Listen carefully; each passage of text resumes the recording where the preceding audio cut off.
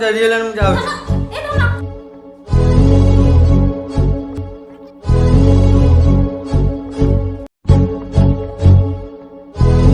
ଆରେ କଲେଜ ଯାଉଛି କି ରେ? ହଁ ଭାଇ। ହଁ ହଉ ରହ ନେ ତନେ କଲେଜର ଖର୍ଚ୍ଚ କରିବୁ ଯା। ଏ ଅସନା ହାତ ମାର ପାଠ ତ ପଢିଲୁନି ବିଲ ବାଡି କାମ କର।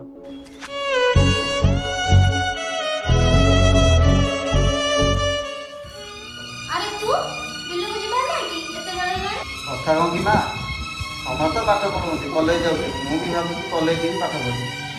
କଣ କହିଲୁ ପାଠ ପଢିବୁ ପାଠ? ଆରେ ତୁ ଛୋଟିଆଟା ହେଇଛୁ ମୁଁ ତ ଖାଇବୁ ଆରେ ପାଠ ପଢିବ। ଆରେ ତୁ ପାଠ ପଢିବ ବିଲ ବାଡି କାମ କଣ ତ ମା ଆସିକି କରିବ?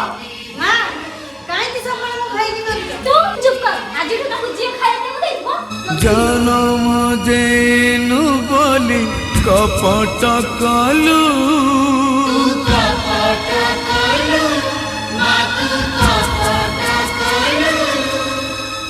ରଖିଲୁନି ମାର ମନ